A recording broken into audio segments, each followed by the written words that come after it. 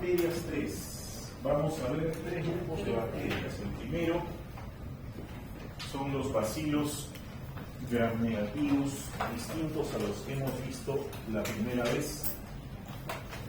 Vamos a hablar básicamente de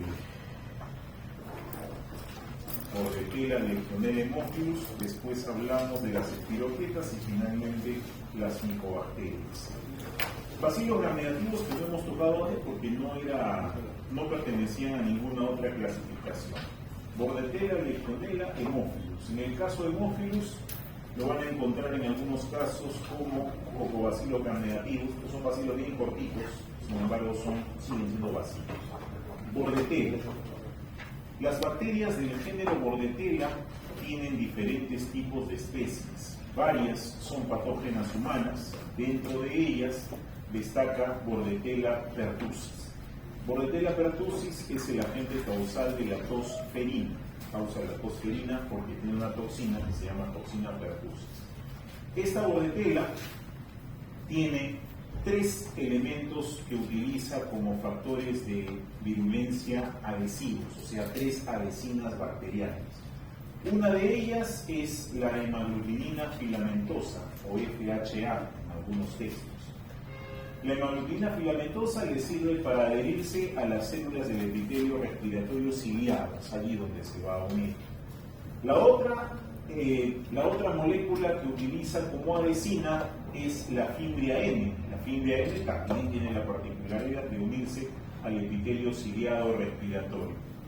Y hay una tercera que a veces es el hipoligosacárido y a veces, vamos a ver otra molécula más que utiliza para adherencia, pero que van a permitir que esta bacteria pueda localizarse en el tracto respiratorio inferior, pero no en cualquier parte. La bacteria preferentemente se une por los receptores presentes a la tráquea, a los bronquios principales y nada más. No avanza más adentro, no produce neumonía.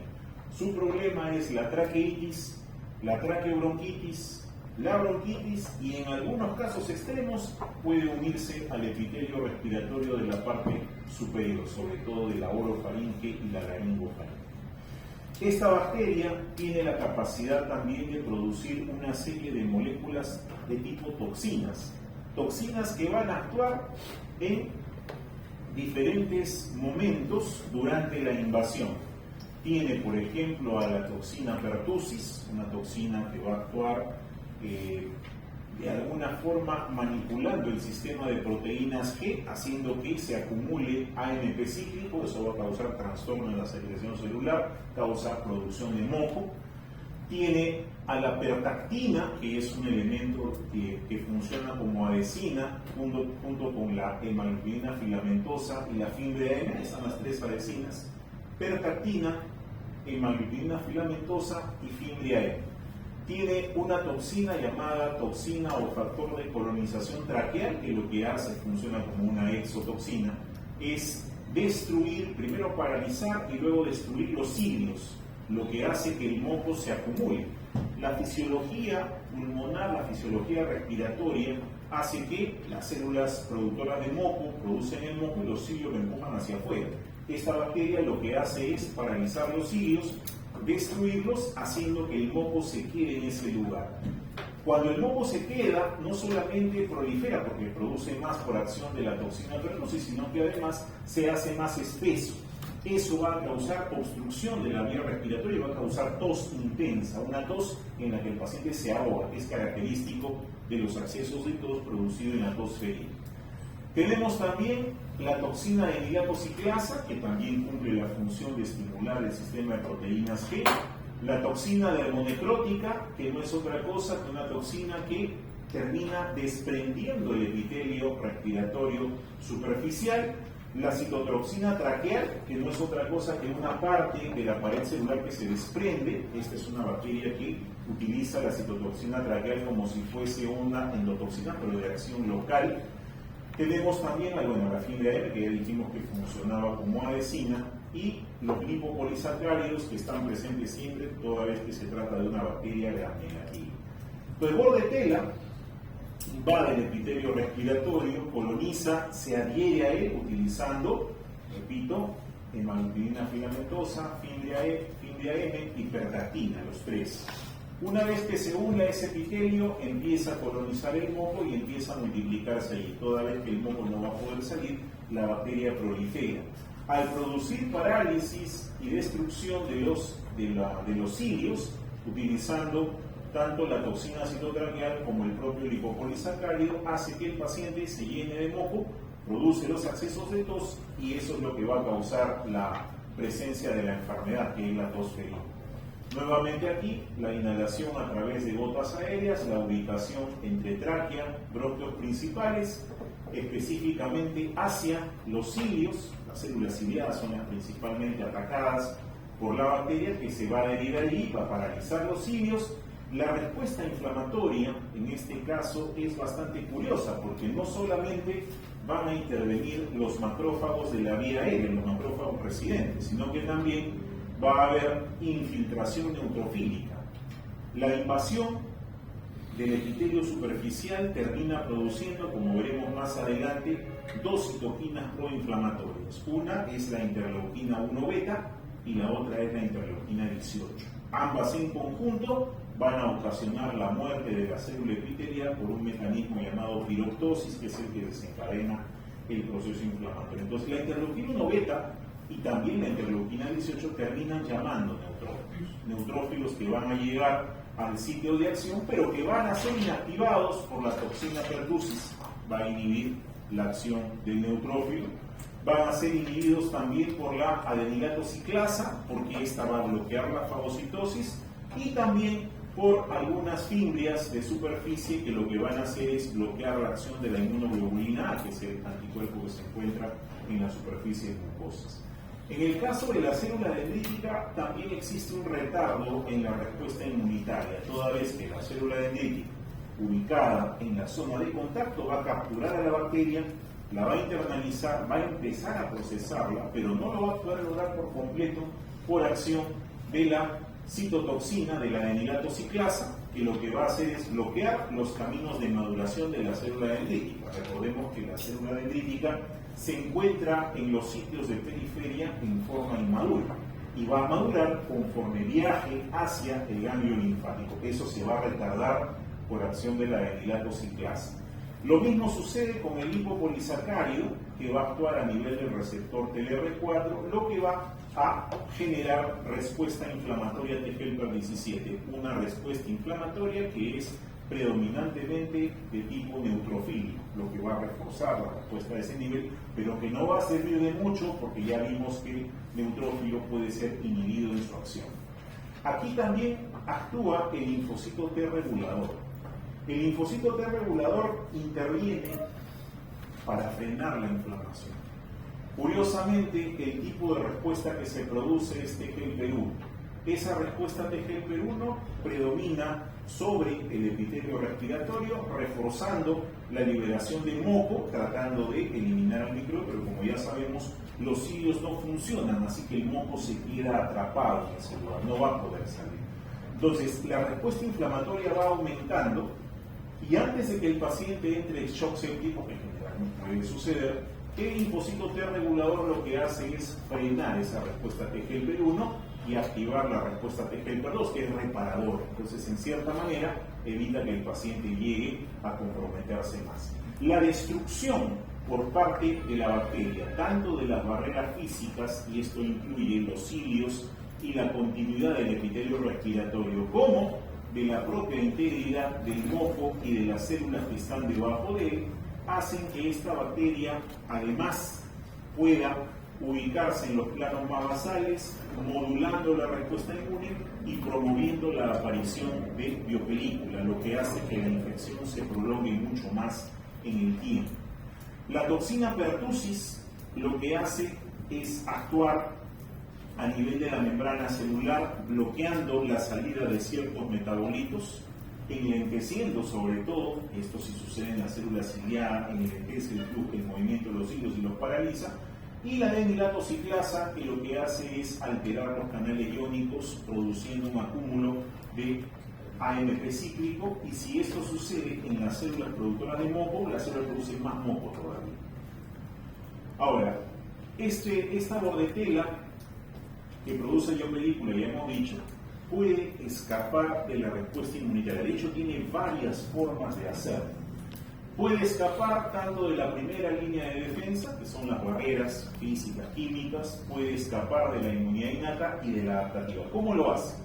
En el caso de la primera línea de defensa, nuestras células de epitelio respiratorio producen unas moléculas que se llaman péptidos antimicrobianos, que básicamente son dos: las catequicidinas, en primer lugar, y los péptidos antimicrobianos de tipo B. Las catequicidinas y estos péptidos antimicrobianos tienen un mecanismo de acción de cambio de polaridad de membrana. Significa que mi célula lo secreta, esa molécula cae en la superficie de la bacteria y cambia la polaridad de su membrana, haciendo que la bacteria genere huecos en su membrana y por ahí muere, que escapa el contenido celular. Esta bacteria puede resistirse a ese péptido antimicrobiano, evita la acción de las catequicidinas.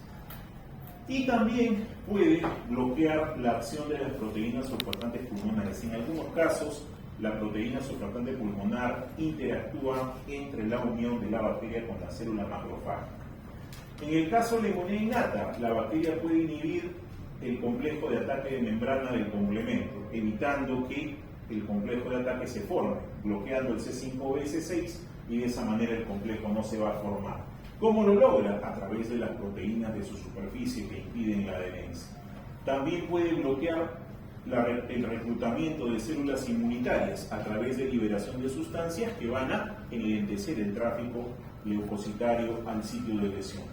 Lo mismo sucede con la actividad antimicrobiana de los macrófagos alveolares, porque la célula ingresa, el microbio ingresa, y el macrófago alveolar debería capturarlo y destruirlo, pero esto no sucede porque puede bloquear la fagocitosis de dos maneras, ya sea impidiendo que el lisosoma se una con el fagosoma o alcalinizando el contenido del fagolisosoma para de esta manera inactivar las enzimas lisosomales que actúan normalmente a pH ácido. En el caso de la inmunidad adaptativa, pueden evitar la migración de la célula dendrítica al tejido linfoide, o sea, evitan la migración al ganglio, con lo cual retrasan la maduración y la presentación antigénica, y pueden inhibir también la activación del linfocito T de manera secundaria. La respuesta inmunitaria, tanto de tipo T helper 1 como de tipo T helper 17, que deberían estar presentes en esta infección, por lo tanto no se van a dar. Si no se activa el linfocito, no se va a diferenciar, no se va a producir T helper 1 ni T helper 17, si no se activa el linfocito T, no se va a producir el linfocito T folicular y por lo tanto tampoco va a haber respuesta de anticuerpos por parte del linfocito B. De todos los factores de virulencia presentes en esta bacteria, el principal es la toxina pertussis. De todos los que hemos mencionado, el más importante es la toxina pertussis, porque tiene acción a casi todos los niveles. Bloquea, disrumpe, rompe las uniones estrechas en el tejido, lo que facilita la desfacelación, la salida del epitelio superficial. Puede además inhibir la formación de los complejos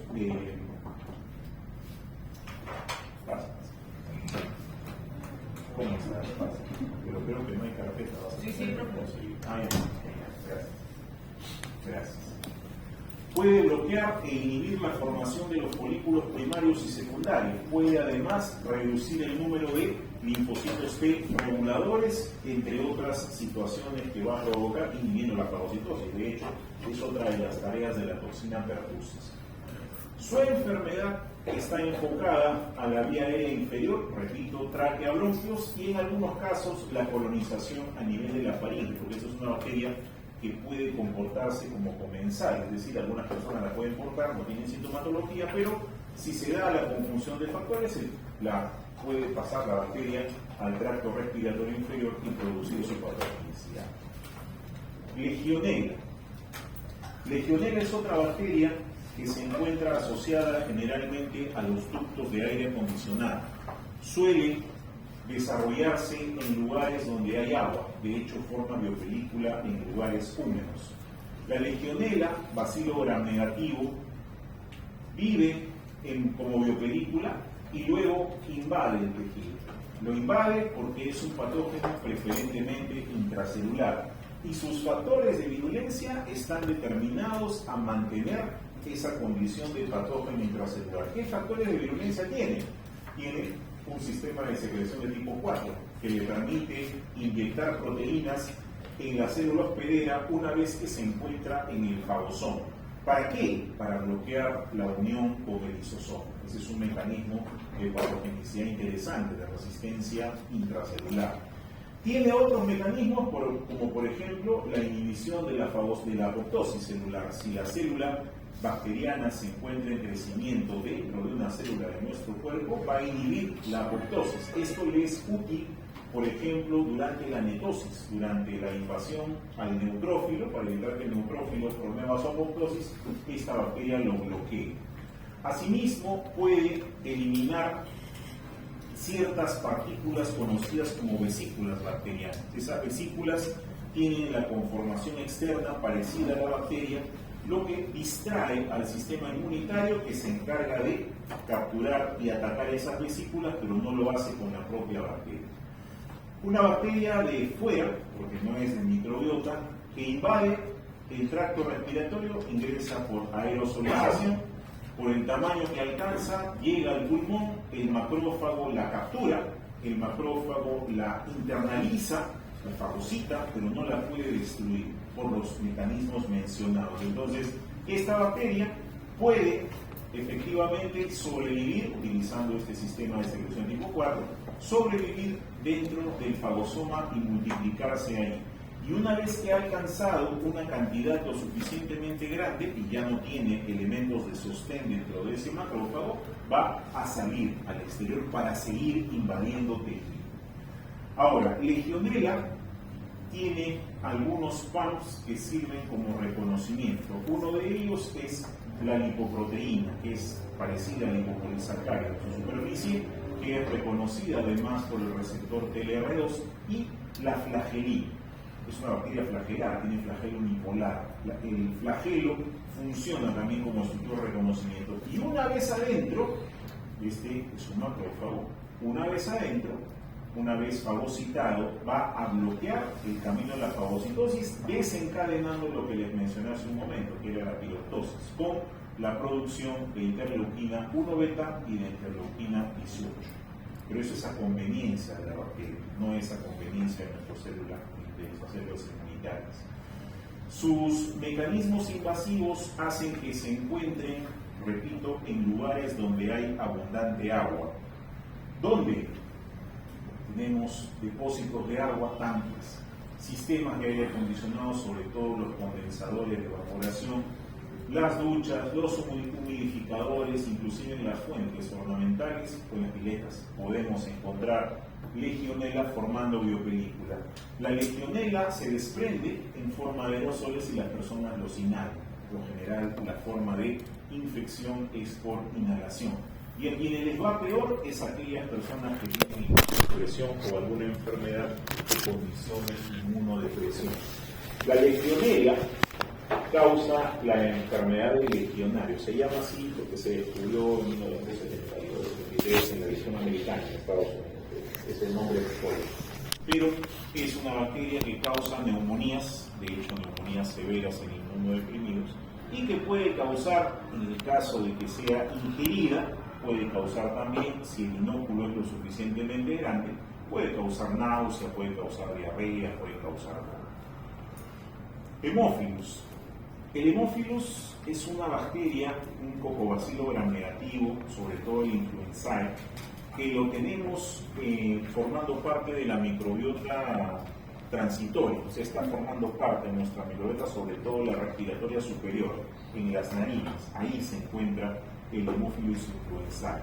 Pero hay una variante de este Hemófilus influenzae que se llama tipo B. Ese Hemófilus influenzae tipo B es un gran productor de cápsula, una cápsula de azúcar, una cápsula de un compuesto que se llama polirribitol-fosfato, lo he puesto acá, ahí está. Polirribosilribitol-fosfato es el componente de la cápsula de Hemófilus influenzae de tipo B. Una cápsula que evidentemente, como todas las cápsulas bacterianas, permite evadir la fagocitosis, evadir el complemento y modular la respuesta inmunitaria. De hecho, el mecanismo invasivo de Haemophilus influenzae requiere de una infección previa, que generalmente es a predominio viral. Los adenovirus, los coronavirus, los rinovirus producen infecciones respiratorias altas, que generalmente es donde está este Haemophilus influenzae. Como son virus líticos, los virus líticos causan destrucción del tejido, ingresan, se replican y matan a la célula para poder salir. Ese hueco que dejan en el epitelio es inmediatamente ocupado por el Haemophilus influenzae para poder acceder a los planos más profundos, porque tiene adhesinas para las moléculas de matriz extracelular, como por ejemplo el colágeno, fibronectina, laminina, vitronectina y proteoglicanos, lo que le permite acceder a planos más profundos y a partir de ahí alcanzar el torrente sanguíneo, porque esta bacteria puede llegar al torrente sanguíneo, causar bacteriemia, atravesar la barrera hematoencefálica y causar meningitis. Es una de sus características. Ahora, el Haemophilus influenzae de tipo B es el que tiene cápsula. Es específicamente el que tiene cápsula.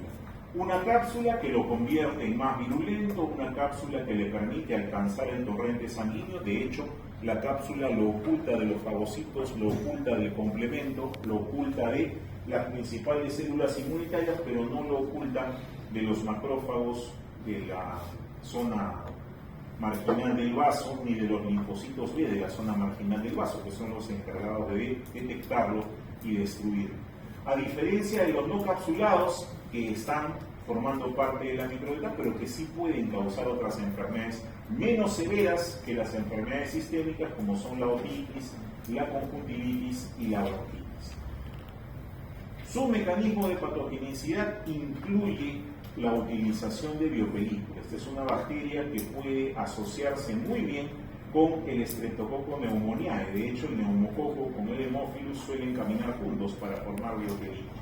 Se complementan bastante bien. El Streptococcus pneumoniae es mucho más peligroso definitivamente, pero el Haemophilus también lo es a su manera. El de tipo B puede causar, aparte de meningitis y bacteriemia, epiglotitis. La epiglotitis es una inflamación del espacio epiglótico que termina produciendo insuficiencia respiratoria, es una emergencia en el caso de los niños, y es causado por este Haemophilus influenzae tipo B y su reacción inflamatoria asociada en el epitelio epiglótico. Mientras que los otros hemófilos que no tienen tipificación causan, repito, otitis media, sinusitis, traqueobronquitis y por ahí neumonías, pero que no llegan a ser severas a menos que el paciente sea inmunodeprimido. Las espiroquetas.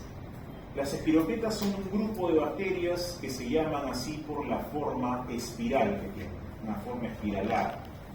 Y tiene diferentes subtipos, diferentes géneros. Ahí está el treponema, la leptospira, la borrelia, entre los principales. El treponema es una bacteria espiroqueta que tiene varias especies, dentro de ellas la especie Pallidum, pero también varias subespecies que vamos a ver a continuación. La más conocida es el treponema pallidum, subespecie Pallidum, que es el agente causal de la sífilis, causa la enfermedad de la sífilis. Pero hay otros, ¿sí? Como el treponema subespecie endémico y el pertenue, que también lo vamos a mencionar más adelante. Este treponema tiene la estructura celular de un gram negativo, es decir, tiene membrana celular, espacio periplástico, pared celular delgada y una membrana externa. Sin embargo, no se tiñe con el gram. ¿Por qué no se tiñe con el gram? Porque la estructura bacteriana es muy delgada, muy finita, no permite observarlo con el microscopio óptico que tenemos en el laboratorio. Para ver esta bacteria tengo que utilizar un microscopio de campo oscuro para poderlo resaltar. No se puede ver a simple vista. Destaca en su estructura la presencia de un filamento axial que recorre toda su longitud y que es en realidad el que le da la forma. Dentro de los factores de virulencia del treponema pallidum podemos mencionar tres que son los más importantes.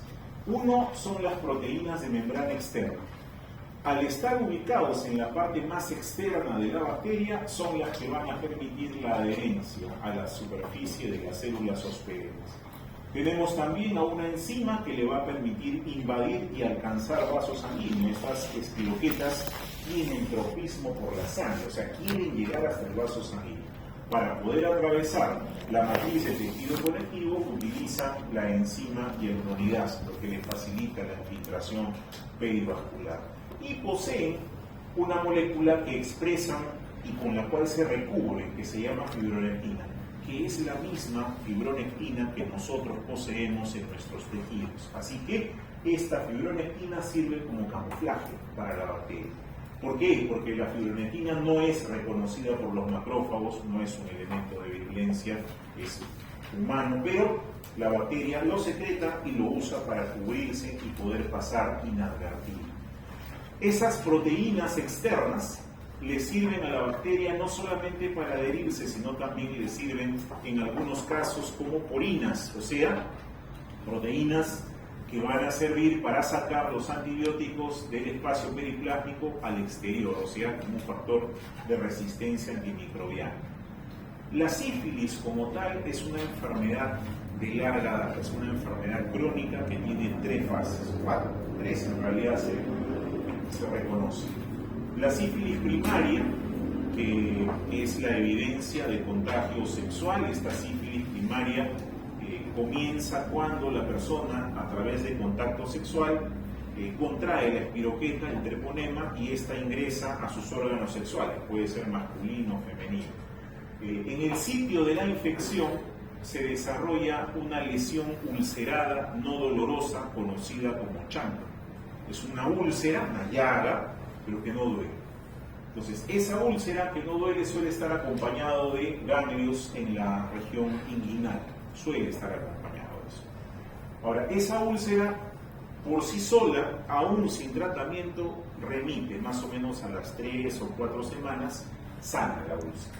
Pero la bacteria no se va, la bacteria pasa a la sangre, empieza a hacer pasajes seriados por sangre, se llama bacteriemia, y termina produciendo una especie de erupción diseminada, un rash generalizado, parecido a la varicela, solo que en este caso la varicela solamente es en tronco, extremidades, pero en el caso de se llama roceola sifilítica, compromete palmas de manos y plantas de pies, algo que no se ve con la varicela ni la roceola, y que confunde a veces con la enfermedad mano-pie-boca. Esa es la sífilis secundaria.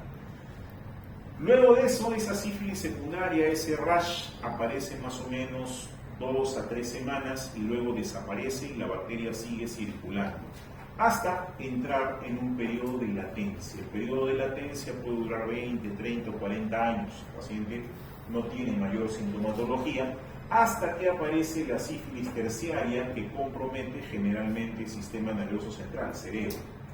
La bacteria se infiltra, atraviesa la barrera hematoencefálica, ingresa a la corteza cerebral y la va destruyendo con sus enzimas, formando una lesión, así como la úlcera produjo al inicio, también hay una lesión que se llama lesión goma.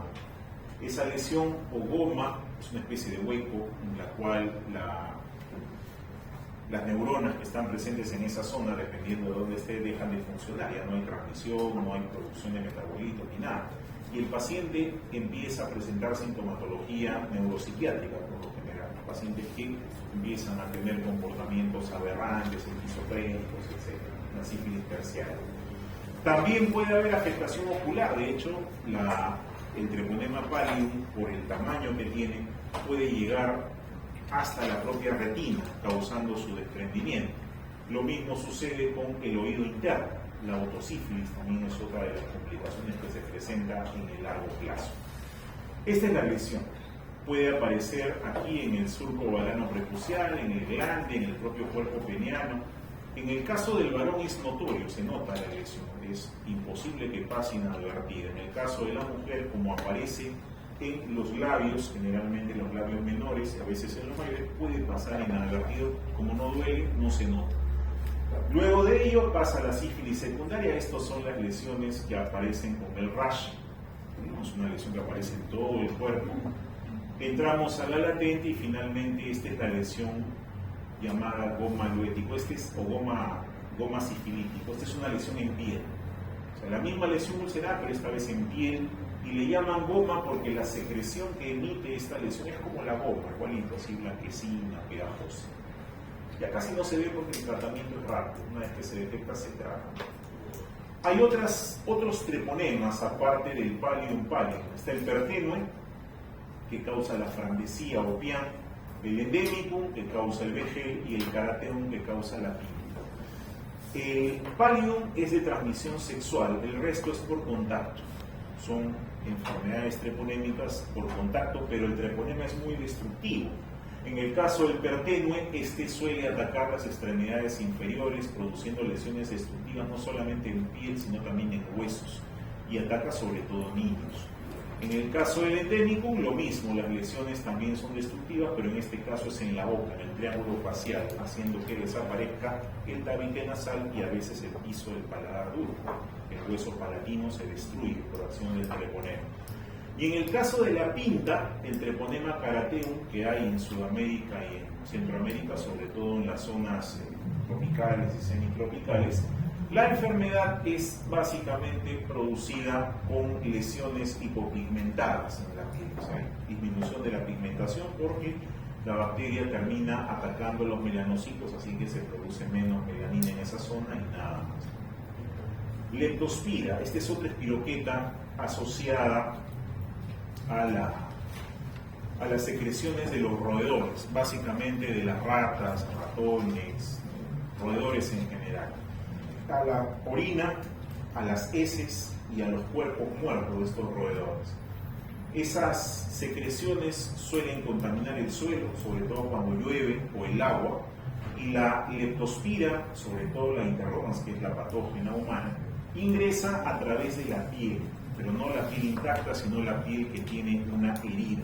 O sea, tiene que haber una herida para que la leptospira pueda ingresar, y una vez que ingresa, al ser una espiroqueta, sigue el tropismo hacia encontrar un vaso sanguíneo y a partir de ahí viaja por el torrente sanguíneo sin ser destruida. Esta espiroqueta tiene también factores de virulencia, avecinas en su superficie, la presencia del flagelo que tiene, del endoflagelo, que le facilita la forma invasiva, tiene algunos factores de adhesión, como por ejemplo la ligasa A y la ligasa B, son elementos de superficie que van a facilitar su unión a las células de los hospederos, sobre todo las células que están presentes por debajo de la capa de epitelio de estrato córneo, es decir, de estrato basal. Allí es donde se van a expresar las adhesinas para estas dos ligasas. Y esta proteína de aquí, que es una proteína de membrana externa, L1, que va a servir, al tener estructura de gram negativa, tiene espacio periplásmico, así que esta proteína le va a servir para poder eliminar el antibiótico en el momento que se está dando el tratamiento. Es un factor de resistencia antimicrobiano también. Estas proteínas se van a expresar a diferencia de otras bacterias que tienen expresión proteica de acuerdo a sus fases de crecimiento. Se acuerdan del estafilo, primero una proteína de superficie, luego las secretadas. Esta expresa las proteínas todo el tiempo las tiene expresadas, por lo tanto va a poder invadir en cualquier momento. Y su mecanismo de patogenicidad comienza cuando en herida en la piel esta bacteria ingresa, alcanza planos más profundos y termina accediendo al vaso sanguíneo. El problema de llegar al vaso sanguíneo no es solamente que invada, sino que además esta bacteria va a lesionar el endotelio. Lesionar el endotelio tiene varias consecuencias. Una de ellas es la agregación plaquetaria, la agregación de los factores de la coagulación y la producción de microtrombos, además de otros efectos a mediano y largo plazo, como son la liberación de citoquinas. Y como viaja por el torrente sanguíneo, la leptospira, uno de los órganos más dañados es el riñón. No solamente la membrana glomerular, sino también los túbulos, sobre todo el túbulo contorneado proximal, el cual termina siendo destruido por acción de las enzimas de la espiroqueta, lo que causa una serie de manifestaciones clínicas asociadas, dentro de ellas la insuficiencia renal, porque el compromiso se da a nivel de este órgano también. Entonces, a partir de las secreciones de animales, sobre todo la orina, pero pueden ser las heces y los cuerpos muertos de los roedores, la leptospira invade a partir de heridas en piel, abrasiones. Puede ser un arañazo, un raspón, cualquier herida que condicione apertura de la piel es un vehículo de entrada para que la leptospira ingrese. Esta leptospira alcanza torrente sanguíneo y puede llegar a cualquier parte del cuerpo. Eso incluye el líquido cefalorraquídeo, sistema nervioso central, y también incluye el humor acuoso. Puede causar endoftalmitis o exoftalmitis. Una vez que alcanza los órganos blancos, termina comprometiendo no solamente riñones, sino también pulmones e hígado, causa disfunción orgánica y puede causar la muerte. Las personas que trabajan, como por ejemplo veterinarios, granjeros, en contacto con roedores, son los que tienen más probabilidad de tener esta enfermedad, que la hay en el Perú. Hay leptospirosis y bastante. Esta leptospira entonces puede atacar riñón, puede atacar endotelio, hígado, ojo, músculos, meninges. En el caso de la gestante, si tiene la mala suerte la gestante de infectarse por leptospira, esta leptospira atraviesa la barrera placentaria, terminando por producir abortos o nacimientos prematuros con niños muertos, o sea, óbitos fetales intraútero y luego el bebé nace muerto. Produce infertilidad también en el largo plazo. Su patogenicidad gira en torno a su relación con el macrófago. Esta es una bacteria que estimula mucho la respuesta inflamatoria, la respuesta de tipo proinflamatorio del macrófago, haciendo que el macrófago la reconozca, pero la fagocitosis suele ser fallida porque esta bacteria tiene la capacidad de estimular al inflamazón, así que va a causar lo mismo que hacía la bordetela, es decir, causar la piroptosis del macrófago con la liberación de interleuquina 1 beta e interleuquina 18, ambas citoquinas proinflamatorias, pero que no van a ayudar a la destrucción.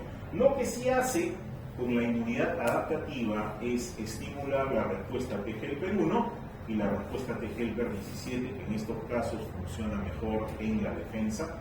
La T-helper 17 mediada sobre todo por el neutrófilo y la T-helper-1 por el macrófago, pero ya no los macrófagos que se unieron primero a ella, sino macrófagos que van a tener mayor capacidad microvisiva. Leptospira puede afectar indirectamente la microbiota intestinal, produciendo disbiosis.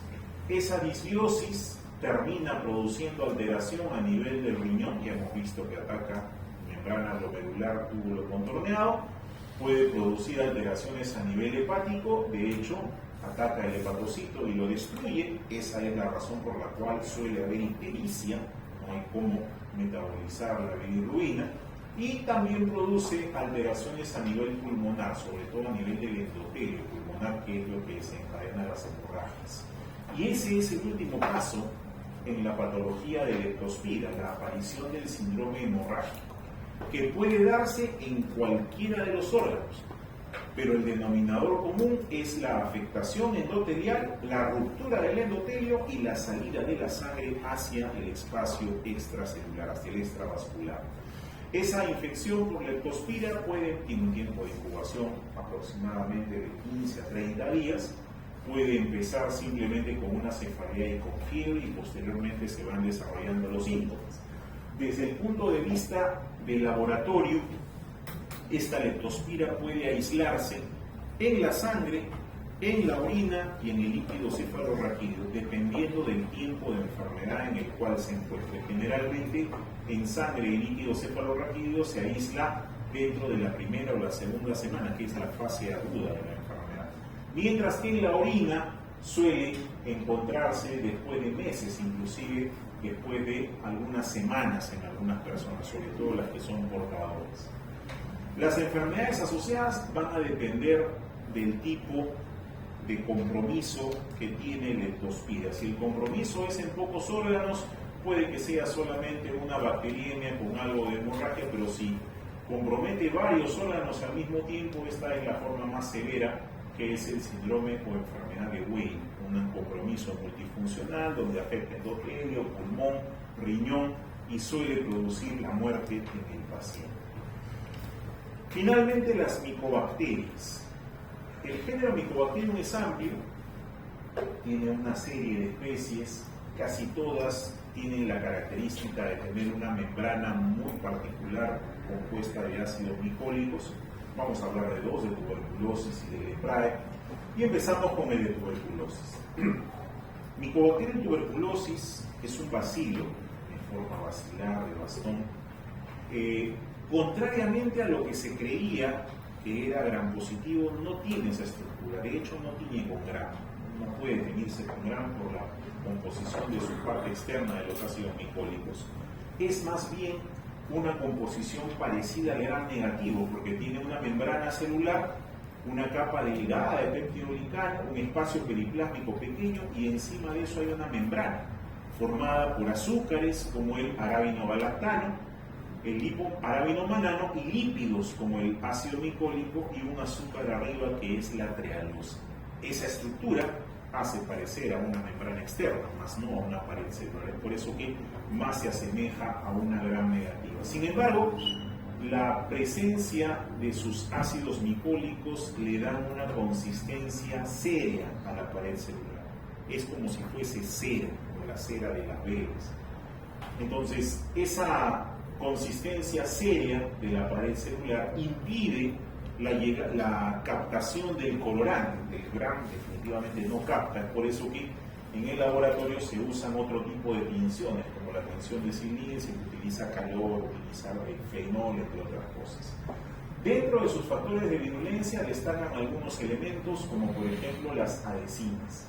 Esta bacteria, utiliza la parte más externa de su estructura como adhesina, como pueden ser este de aquí, que se llama dimicolato de trealosa.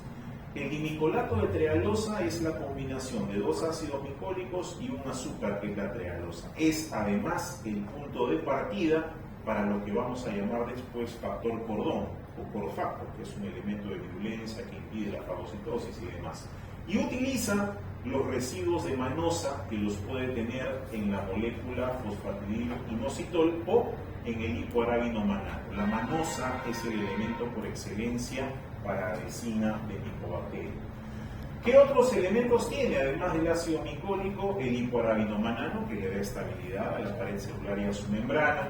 El arábino-galactano, que es el soporte de la membrana de Mycobacterium.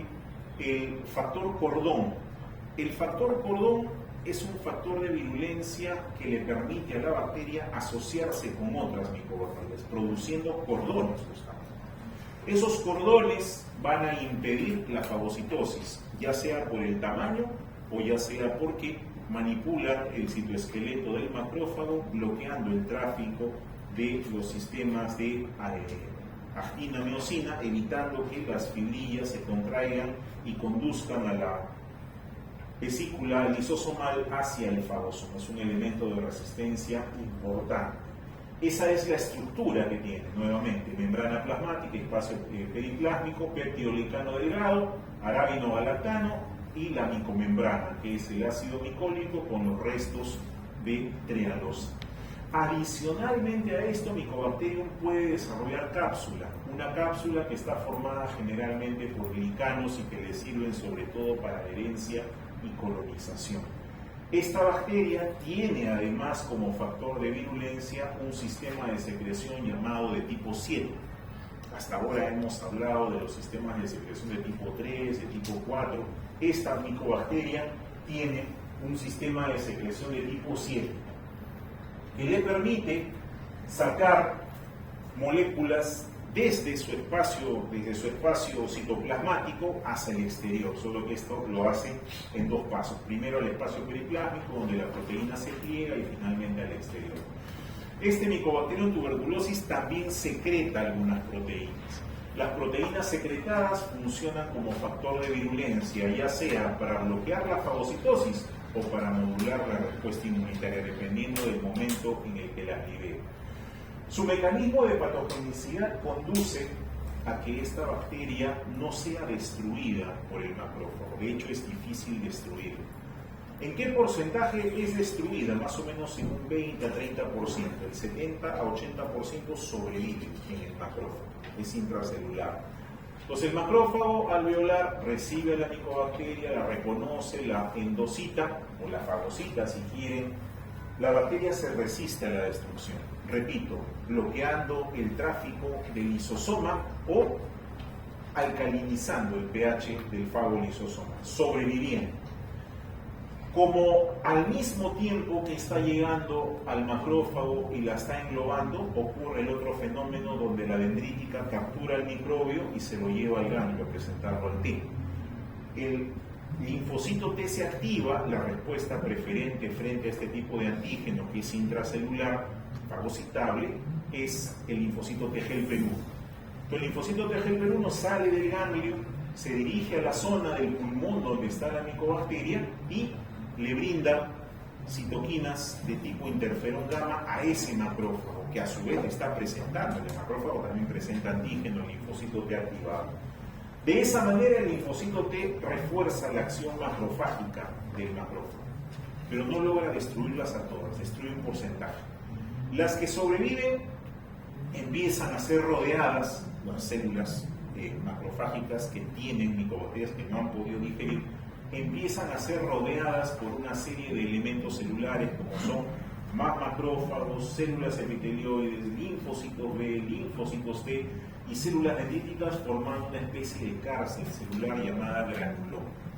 La finalidad del granuloma es contener la infección, evitar que la micobacteria se disemine, ya que no la pueden destruir por completo. Entonces, esa cárcel celular va a permanecer unida por acción de citoquinas, mientras el sistema inmunitario del paciente permanezca competente. Si en algún momento la respuesta inmunitaria cae, inmediatamente ese granuloma se va a desarmar y la micobacteria va a escapar del centro gaseoso y va a salir y se va a diseminar, pudiendo caer inclusive a la vía aérea. Entonces, esos mecanismos de patogenicidad conducen a la supervivencia intracelular de la micobacteria y su posterior diseminación.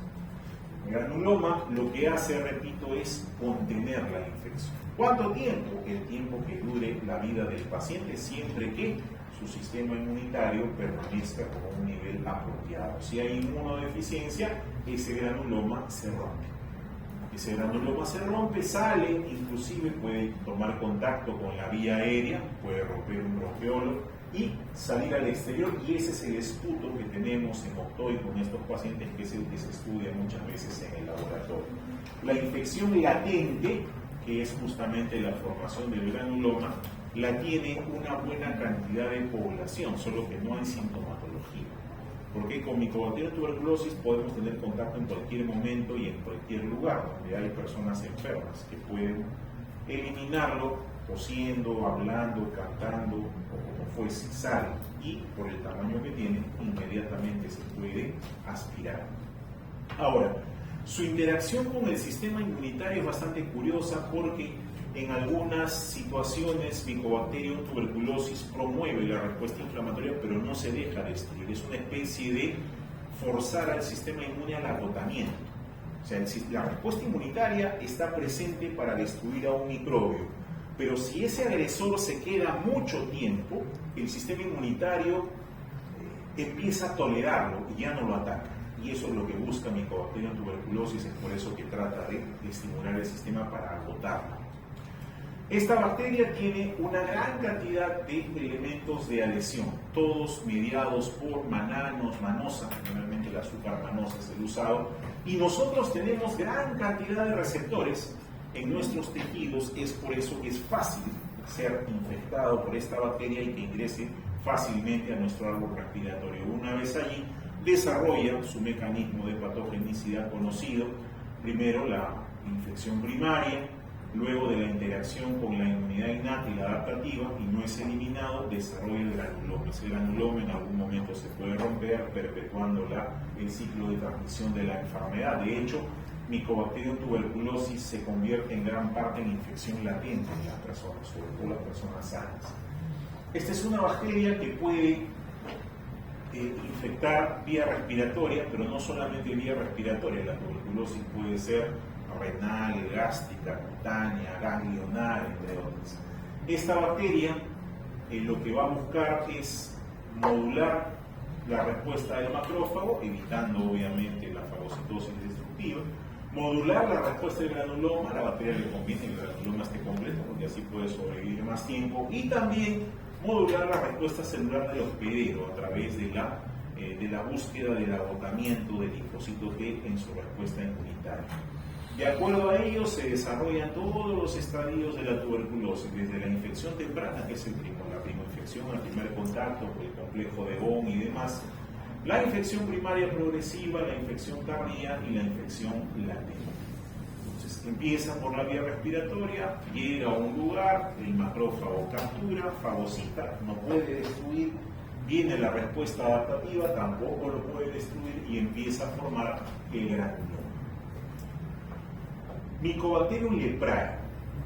Mycobacterium leprae es una de esas bacterias que no puede crecer en medios artificiales, no se puede, de hecho es una de las limitantes de los criterios de Koch, que vamos a ver más adelante. Esta Mycobacterium leprae tiene la misma estructura que Mycobacterium tuberculosis, con la particularidad que tiene tropismo por una temperatura que no sobrepasa los 35 o 36 grados. Eso hace que no se vaya al torrente vascular, sino que se quede en la parte más superficial, preferentemente ligada a los nervios, a las terminaciones nerviosas donde hay mielina. Tiene la misma estructura, tiene su bicapa lipídica, su capa delgada de peptidolicano, su arábino-galactano, sus ácidos micólicos y su lipoarábino-manano. La misma estructura es una micobacteria más, solo que su tropismo es diferente y su respuesta inmune también. Esta bacteria, que suele encontrarse en las fosas nasales de los portadores, se transmite de persona en persona y el macrófago es el que lo va a diseminar a través de la sangre. No se contagia generalmente por la piel, contrariamente a lo que uno vería por el tipo de lesión que produce, sino que vía respiratoria, y dentro del hospedero susceptible esta bacteria se va a dirigir a las partes más superficiales donde hay terminaciones nerviosas y va a atacar justamente a la célula de Schwann. La respuesta inmunitaria que se produzca va a tener dos componentes, T helper 1 y T helper 2, pero solamente uno de los dos va a predominar, eso depende mucho del paciente. Si predomina la respuesta T helper 1, la respuesta va a ser la enfermedad que se va a producir, es la lepra tuberculoide, que es igualita al granuloma, se van a formar granulomas para contener a la bacteria. Pero si la respuesta que predomina es T helper 2, ahí aparece la lesión lepromatosa, esa que va a causar destrucción de los tejidos. Entonces, ya han visto alguna vez fotos de personas con lepra, la carne se les cae a pedazos. Eso está referido al daño que produce en la vaina de mielina, desmielinización. No hay transmisión nerviosa, no hay tropismo para el músculo que termina atrofiándose y desprendiéndose, además de las lesiones vasculares asociadas en estos pacientes. Entonces, lepra tuberculoide, respuesta T helper 1. Lepra lepromatosa, respuesta T helper 2, que va a ser la predominante. Desde la vía aérea pasa por parte del macrófago a la piel, se va a diseminar y va a alcanzar los lugares donde hay células nerviosas, células de Schwann. Esa es la lepra, el Mycobacterium leprae. Hay otras micobacterias que van a hablar seguramente en la exposición, el Enteroflulasum, el intracelular, el cansancio, que suele ser inclusive algunas de ellas bacterias de crecimiento rápido. Esta es la lepra tuberculoide, lesiones ubicadas en una sola localización, no son expuestas, y esta es la lepra lepromatosa. Con el tiempo a esta persona se le va a terminar cayendo la oreja, probablemente también la nariz y los dedos, porque el avance de la enfermedad. Y no se contagia por tocar, contrariamente a lo que se pensaba antiguamente, si tú tocas, no ingresa por la vía respiratoria. Muy bien, empezamos con las exposiciones, ¿ya?